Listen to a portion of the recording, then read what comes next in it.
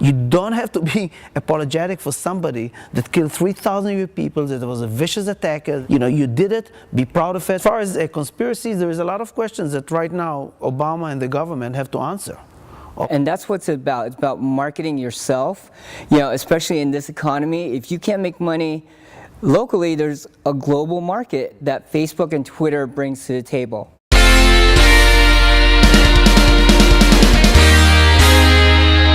Today, what does the death of bin Laden mean for the U.S. and the Middle East? Documentary filmmaker Laden Frank joins us. He's a former Israeli military officer and was a consultant for Fox News. And later in the show, social media guru Ed Reyes has helped celebrities build their brand and get their message out with Facebook and Twitter. He tells you how you can do the same. But up first, Laden Frank. Pleasure to have you here today, Laden. It's my pleasure, thank you. Well, I think a lot of people were giving up hope that it would ever happen, but they did get bin Laden. What does this mean for the U.S. and the Middle East? Frankly, in the long term, in the wider picture, it doesn't mean a lot. It doesn't mean a big change. In the short term, it's a big blow. I would call it, it's a nice win in one battle, very important battle, significant battle, but the war goes on. It's still out there, and I wouldn't, if I would be an advisor to any one of the governments in the Western world, I would say, at this point, don't change a lot. So you still have to be vigilant and still keep going after terrorists, and terrorism is not over. Absolutely not, and maybe in many ways it's even growing and growing, because you got to remember, I mean, Al-Qaeda, if we take Al-Qaeda and bin Laden, for example, sure. It's been 10 years, right, since he went to hiding. Since then, Al-Qaeda is an ideology. It's a spirit. It's a way of looking at things. That won't die. The ideology is beyond, you know, looking at the world that it needs to turn into be a Muslim world. The ideology also is that America and all the alliance of Americans are the Crusades. You know, they are the big evil, and that ideology feeds them again and again. So since in 10 years, Al-Qaeda managed to build new cells. It's on like an octopus that grows more and more and more, or hydras, it grows more and more heads. And the cells, redundancy of the system. So now even they're fueled by, let's say, the Afghanistan war, Iraq, Middle East. In many ways, it's even more dangerous and even more prominent. So the war on terror has to continue very strongly, and this little blow here can give it a little bit of a push. How easy do you think it will be for Al-Qaeda to replace bin Laden, and can they replace him? Again, if I follow the outlooks that I just gave, I don't think it will be that hard. He's been out of the system, you know, he was in the system, but in many ways he's in hiding for 10 years. Since then, you know, they created the new bin Laden is probably right now raised and groomed. They have a successor, a very actually dangerous person, al-Zawahiri, that in many ways he's a doctor, he's more extreme than bin Laden. He's still in hiding, and he's continued to manage and push all their operations as we continue. So, like I said, at first this is a strong blow to them, a moral blow to them, but very, very fast they will continue. They will have somebody to succeed, and they will continue their operations. To ask it, I guess, from another point of view as well, for the rank and file Al-Qaeda, is this something that makes you pause or, you know, reflect that, hey, they're coming after me, or does it just make you even more determined and pissed off to go get America? Great question, because you're touching now on what you call the targeted killing and you know, all the implications of that. At first, it might make you more determined. You're angry. You say, you know, I'm going now to retribute. I'm going to avenge this killing. The history of targeted killing, which Israel, you know, since Second World War, Israel was the leading force in that, and first Israel was very criticized for that, but today the world more and more, and especially after what happened right now, understand that in many ways this is the way to go to try and get those leaders. Israel has been doing it for many years. And at first it makes them angry, and it creates revenge and maybe some terrorist attacks, but when you start getting one by one, it sends a very strong message. And I think this is what's going to happen here. The message is ongoing. The United States has been sending this message now for a few years also. I think it's a good way to fight terror. Like Bush once said, and before that an Apache pilot that I actually made a movie about, said you can run but you can't hide. And you can see it with now Al-Qaeda, you can see it with Saddam Hussein, was a strong message. Leaders of the evil world or extreme Islams, remember that eventually we're going to get to you. It might take longer, but we're going to get to you. And this message at the end sinks to a place of stopping or controlling them or hiding or maybe wanting to find other avenues to do it. I mean, the Taliban is a good example. I mean, which direction will they take right now? Will they come now to the negotiation table and say, oh, wait a minute, this is a blow? Or will they really say, we are pissed now and we're going to find a way and plan our big next 9/11? What do you think about where he was found? The fact that he was hiding in plain sight, as they say, and right by a military academy. Does that surprise you, or? Well, he was in the center. He wasn't like in the outskirts, in a desert, remote desert place in Pakistan, somewhere in Afghanistan. He was in the center of Pakistan. I have no doubt, according to my sources and the way I look at it, the Pakistani knew about it. I mean, there is no way that you can be there more than half a decade and people around you and officials, and especially when there is a cadet camp right there in that city, don't know about it. So I knew all along, or according to the way I followed the story, I had a feeling that he was in Pakistan, but it surprised me a little bit that it was in such a prominent center place. I mean, think about it. You got such a big house in such a center place. Just as a bystander, if I go to work every day, I say, wow, I mean, this is so different than other places. There's barbed wires. I mean, what's going on here? But I continue because it's not my business. But somebody that it's their business, of course, they have to know. And it brings me to the whole thing about Pakistan, which there's now a whole mix. Pakistan is in a very weird and strange situation. Damn if they do, damn if they don't, right?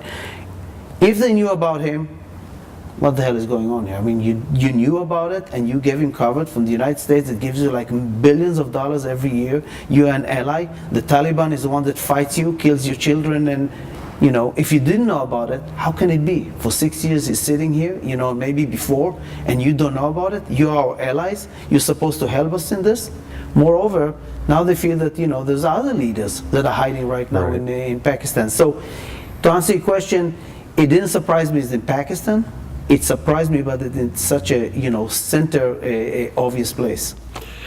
With your own military background, how high up? I mean, Obama and other people, congressmen have said, clearly he was getting some sort of support, officially or unofficially, in Pakistan, whether it was just friends and acquaintances. Right. How high up do you think that, well, there's been, some people have said maybe lower level people in the government are more sympathetic and maybe not at the highest levels, but at least at the lower levels. Based on your own military background, do you have some sense of how high or low the support would have to be for something like that? I mean, could the lower people hide it from the upper ones, or would the upper ones have to be involved, or?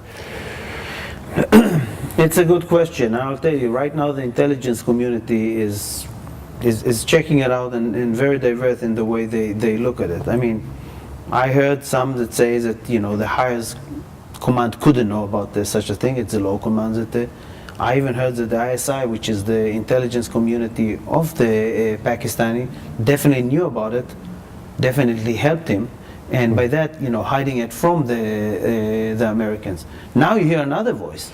You say that actually the Pakistanis say that, wait, the ISI actually helped the Americans, and how come the Americans come and tell us that we didn't help them when we in 2009 already told them that?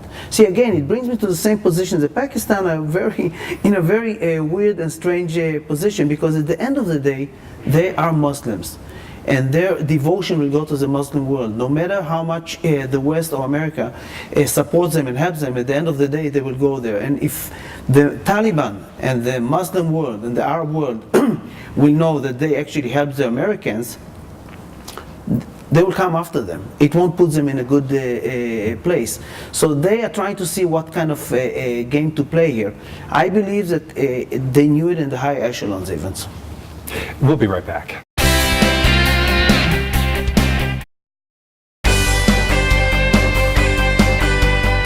And we are back with Alon Frank today talking about the death of bin Laden and the implications for the U.S. and the Middle East. Well, the conspiracy theories have already started. I've heard everything from, he's been dead for years and we just released it, to he never existed. Did bin Laden exist, and is he dead, and did we kill him, and who killed him, and what do you think of the conspiracy theories? I love conspiracy theories, although I'm not one that follows them. Also, there is a thin border line between, strategic or tactical decisions that a country will make and taking it all the way to a conspiracy theory. And, we can touch in a moment, let's say, with Roosevelt and Second World War, Right. The people who think that we may have had advanced knowledge Right. of Pearl Harbor, Right. or that it helped lead us into the war, and that was the goal that the Americans wanted, the government wanted to get in, and this was the way to do it. Right, yeah, absolutely that. But first, Osama bin Laden is dead. I think, from my sources, that he died now. They killed him right now. He wasn't dead before, and I don't think that he's still alive. And the fact even that Al-Qaeda itself and Taliban and everybody acknowledged it officially, for me it's a very strong indicator that he is gone. Question is, why didn't you show a picture of the body? Right. Why drag it? Why wait with it? Why create, the same thing with it reminds me of Obama's birth certificate. Exactly. I've said the same thing.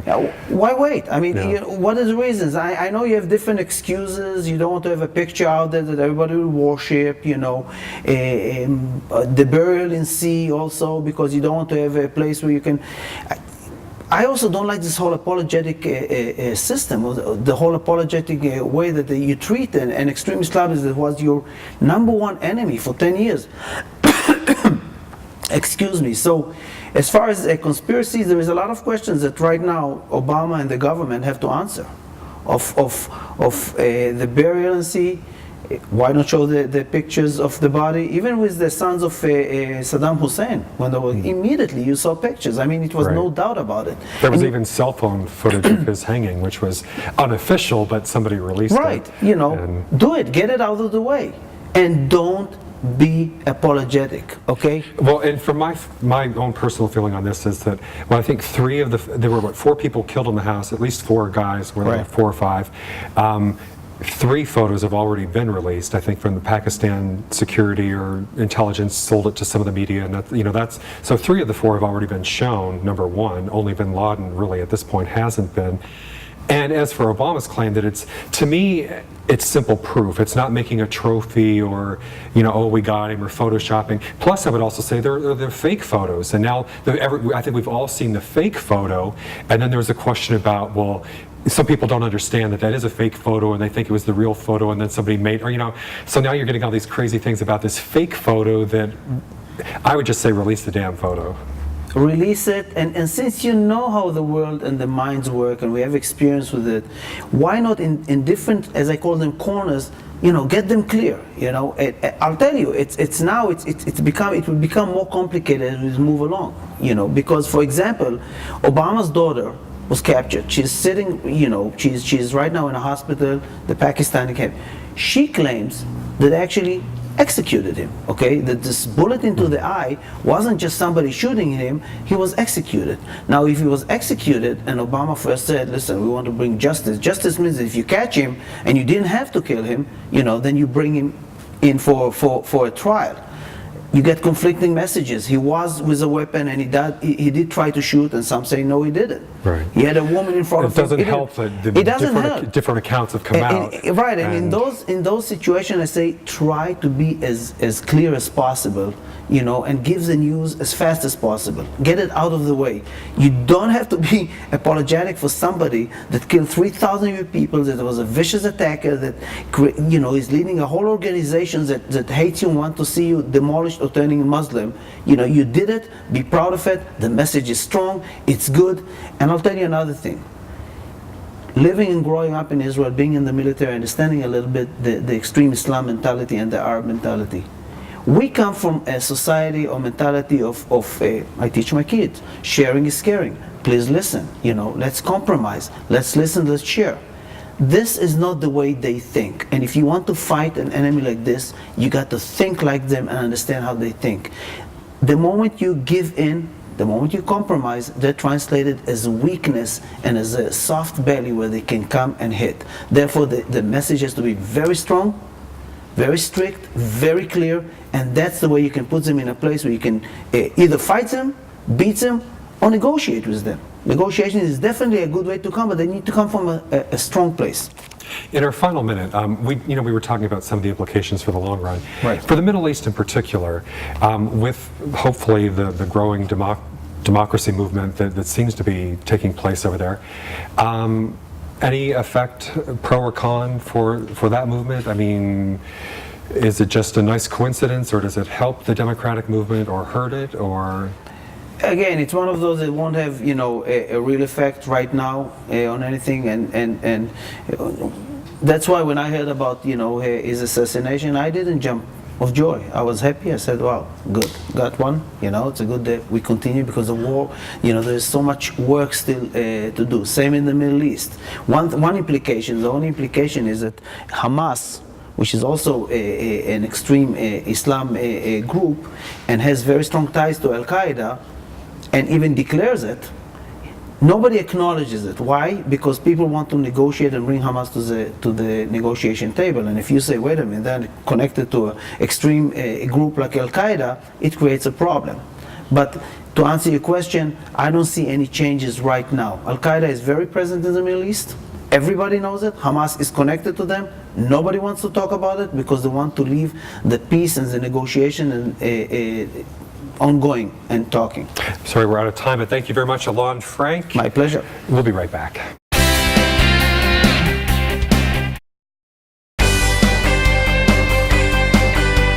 And we are back. Joining me now is social media guru Ed Reyes to tell you how you can turn Facebook and YouTube into gold. Great to have you here today, Nice to meet you. So you've been involved with celebrities and social media since the first season of Dancing with the Stars, I guess? Yes. Actually, I was in the kitchen of my good friend Kelly Monaco, who actually won Dancing with the Stars, two-time Emmy nominee. She started off with a big fan base, and now we hear that the show is coming from England to the U.S. and it's called Dancing with the Stars, and we're thinking, well, what do we do? How does the show work? How do you win it? Is it based on voting like American Idol? And things like that. So there's a lot of things that we learned from just that, and I carried it on to future episodes of Dancing with the Stars with other celebrities that I manage as well. So what are some of the things you did then Well, back then it was around 2006, I believe the show aired, and Facebook, Twitter, and everything like that was still in its infancy. What you had was message boards. And it's hard, isn't that hard to believe? I mean, the world without Facebook or Twitter? The world without Facebook. And back then, everyone was like, I don't want to give my privacy up. But now what you're seeing is that people are utilizing themselves as their own brand. And that's what it's about. It's about marketing yourself, especially in this economy. If you can't make money locally, there's a global market that Facebook and Twitter brings to the table. Now, how has that changed over the years since you're still doing that sort of thing for celebrities? Has it gotten easier or harder? Or it actually gotten easier once people get past the technology side. Once they get past what is Facebook, what is Twitter, what's a tweet? And I tell my clients, ever since Kim Kardashian showed up on the show and she's tweeting and people are making money, the other celebrities and pro dancers are starting to have their own Twitter accounts and they're tweeting because they know that if they follow someone that's a big global brand like Kim and she's on the show and she has all these followers and she's getting paid for it, then you should do the same.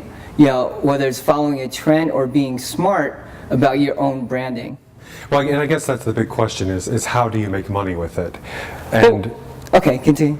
Well, and is it just for celebrities, or can regular people make money with it too? No, actually what you're finding out is that people can actually create their own brand, whether it's through Facebook, Twitter, or even YouTube.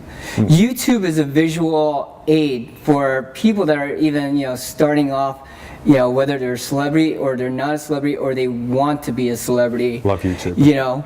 Just by creating something, a video, whether it goes viral or you tell your friends, or someone sees it, like Usher and discover Justin Bieber, something like that. You hear those stories, and people think, oh, it couldn't happen to me, but you would never know unless you try. So just by creating one video, put it up there, and see what the users will see, and hopefully they'll like it.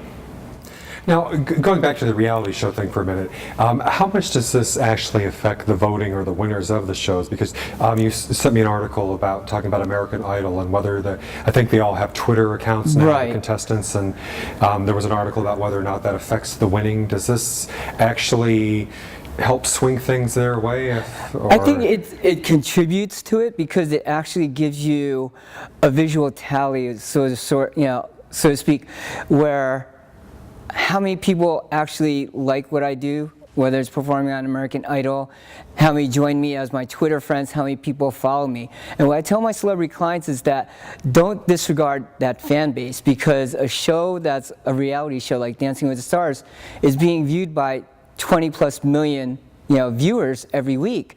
And for you, when you're on the show, whether you have a website or a Facebook page or a Twitter thing, you need to capitalize on that, because that's what's going to carry you on even beyond the show. So if you want to do, say, another reality show, look at the Jersey Shore, for instance. I'm from Jersey, and who would think that, these people are actually, gotten big offers, Could be an inspiration for us all, right? I know, right? Jersey in the house, right?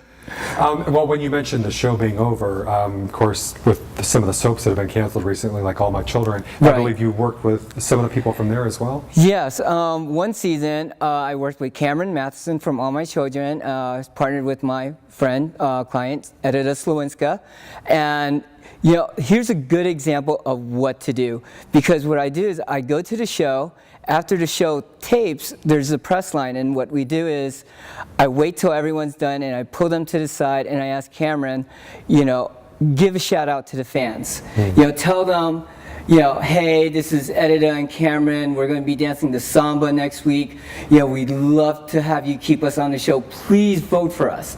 And you know what? It's like a trend since season 1 that I've been doing this with Joey Lawrence and Miami Dolphins star Jason Taylor, is that when you give something to your fan base, right, that you put that celebrityism aside and now you interact with just the Joe Schmo that's online, that's where it is. That's where you can convince them, vote for me, keep me on the show. But that viral video that we produce, just that 1-minute clip, you have soap fans like, oh my God, Cameron Matheson actually said my name, and if it's a birthday of a fan, hey, mention your name, they'll love it, and then it becomes viral. One thing I've noticed, though, is that these days it's almost taken the publicists out of it as well, because in the past celebrities would run everything through their spokesperson who would be quoted by the media.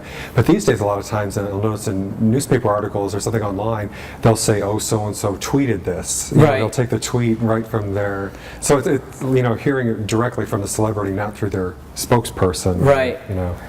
And what I tell them is that, like with Twitter. Twitter's a great, mini blog type of thing where you can, tell your audience or tell your fan base what you're doing, catch me on this show or do this. And when it comes directly from the artists themselves, it's more genuine.